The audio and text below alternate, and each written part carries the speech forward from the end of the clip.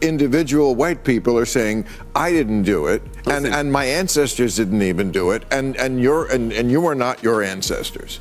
I'm a descendant of those ancestors. I know, but Bill Maher had no choice but to step in and shut down yet another woke guest. This time it's Charlemagne the God, who walks onto Real Time with Bill Maher and does exactly what you'd expect. Starts pushing for reparations, essentially begging for money on national television. And his justification: apparently being a percentage West African makes him a victim who's owed a check. Never mind the fact that the man is sitting there as a successful, wealthy media personality. Bill Maher has clearly had enough of this tired narrative, and he wastes no time putting Charlemagne in his place right there on Lev TV. Let's get into it. Study reparations. Study it. Compensate descendants of slaves for unpaid labor by their ancestors. Jen Psaki, the press spokesman, said, we'll see what happens in the legislative process. I'm curious where you are on this issue. I mean, there's a collective guilt that's asking individuals to recompense. I think that's how we would frame that. Listen, I think reparations has to happen for black people. You know what I mean? Because slavery was America's original sin. And I really don't think no good is going to come to this country until they atone for their original sin, which was slavery. I mean, my ancestors literally built this country for free. So when you see all of this money being thrown around, you know, $27 trillion in national debt, $1.7 trillion for failed F-35 fighter jets. $500,000 for dogs. $500,000 for fucking dogs. It's like, if you're black in this country, you have to be like, well, what the hell? What's up with us? You know what I mean? So for me personally, but again, I don't even see what the issue is. The issue is that that's the collective guilt, but individual white people are saying, I didn't do it, and my ancestors didn't even do it, and you are not your ancestors. I'm a descendant of those ancestors. I know, but okay. And I cannot believe we're still having this conversation. I genuinely cannot believe people are still walking onto Bill Maher's show in 2024 and defending this argument with a straight face. It's exhausting. So let's break this down. First claim: my ancestors built this country. Did they? Because those same ancestral lines still exist in Africa right now, and those countries aren't exactly thriving. If that level of nation-building talent was in the bloodline, you'd think there'd be more to show for it. Performing manual labor inside a country is not the same as building that country. Those are two completely different things. And then there's the logic of, bad things happened to my ancestors, therefore I deserve money. Okay, but bad things have happened to virtually every group of people throughout human history. Atrocities, oppression, tragedy. That's not exclusive to one community. So why is slavery specifically the one historical injustice where the descendants get a payout? Why not everyone whose ancestors suffered under any other horrific circumstance? And here's the thing: death is arguably worse than slavery. At least you're still alive. So where's that compensation? And if your ancestors truly built something great, go live there. Go enjoy what they built. Because we can actually see what those nations look like today, and people aren't exactly lining up to move there. The evidence speaks for itself. Your ancestors didn't build America. They just didn't. It's old. Period. But you've got a lot of money, so you say you should get more. Should I get more? Well, no. You should get a check. Yes, I'm 97% West African, born in Charleston, South Carolina, so I should definitely get a check. But if it's to the point where, you know what, you make too much money, we don't think you deserve it, cool, give it to somebody who needs it. But to act like black people in this country don't deserve reparations is absolutely nuts to me. Hey, this is what I want. Put it like this: America, just treat black people like they're F-35 fighter jets. You had $1.7 trillion to throw at that bullshit. Throw it at the people who actually built this country. But I don't see how anybody can dispute that. And here's exactly what happened with Charlemagne. He heard these talking points somewhere, thought they sounded sharp and convincing, and decided to just run with them. No critical thinking, no deeper research, just pure regurgitation. And hey, bonus points, because if this idea actually gains traction, there's a personal payday involved too. So of course he's going to keep pushing it. He walks onto Real Time with Bill Maher, fires off these rehearsed lines like he's dropping knowledge. And the second someone actually challenges him on the details, it all falls apart. And that's exactly what's about to happen right now. Watch how fast it unravels the moment Bill Maher starts pushing back. If you appreciate thoughtful, respectful conversation, please consider subscribing. It's free and your support is truly appreciated. Build this country. So what? You personally did. So what? I'm a descendant. But I'm saying we can't write a check to a ghost. You know. Why not? Why not? Because, especially when the ghost's descendants are still that's a here. Listen, let me ask you a question. How do you right the wrong of slavery then? Well, I mean, I think reparations can come in many forms. Why not? Cash is king. It's America. No, I agree. I mean, I think reparations do come in many forms. So we should be spending much, much more on the schools that serve black children. We should be spending much, much more on the infrastructure in predominantly black communities.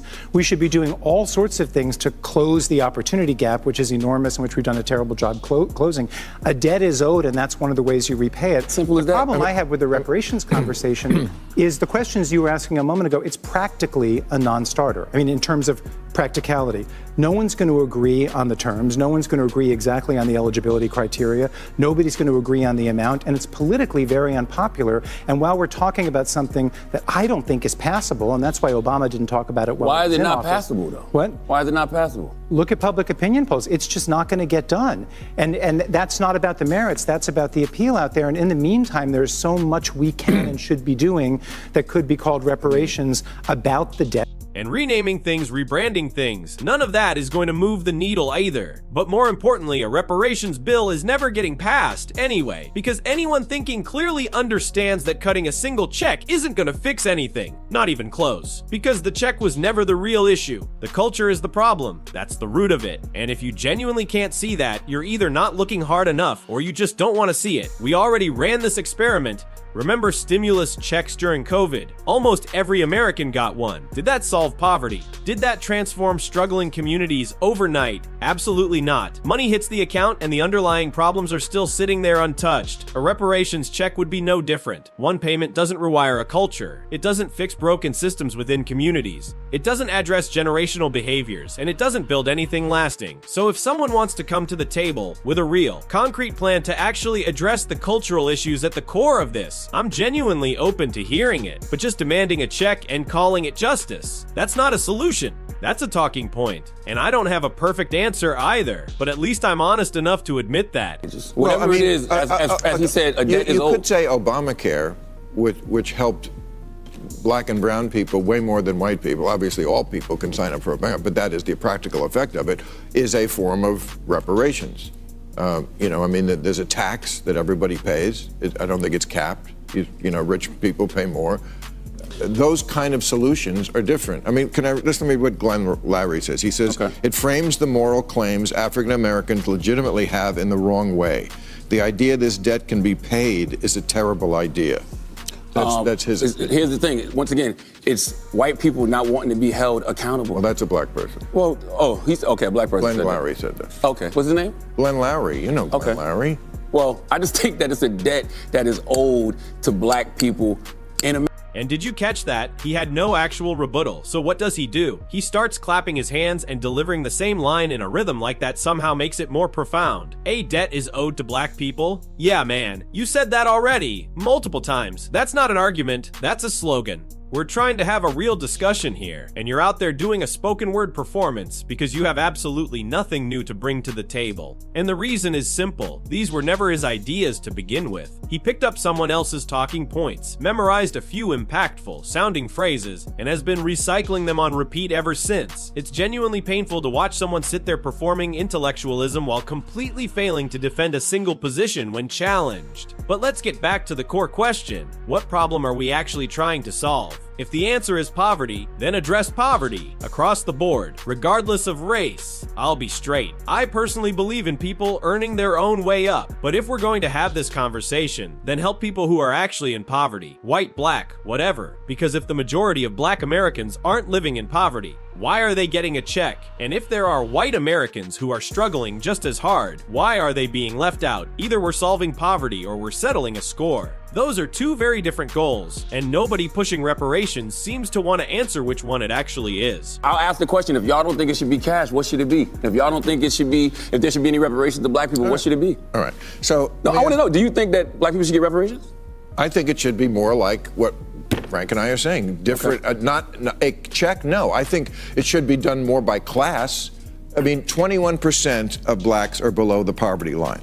So that means we're giving checks to 80% of people who are not in poverty. Shouldn't it better be done that if we're going to pass out money? That's not what I was starting the show with. If we're going to pass out money, let's pass it out start to with the poor and disenfranchised. Yes. Absolutely. Well, and 100%. is a I agree with that. one-time check going to change a life as much as a real investment in education, as Right. much as a real investment in young people's social programs? I think it should be all I of think that. a debt is owed, and I have no problem paying it in cash. I'm just talking about where the money goes to help the most number of people the quickest. Yeah, I think it should be all of that simply because there is really no price point that you could put on reparations for slavery. Like none. Like there's no number you can put on what my ancestors went through in this country.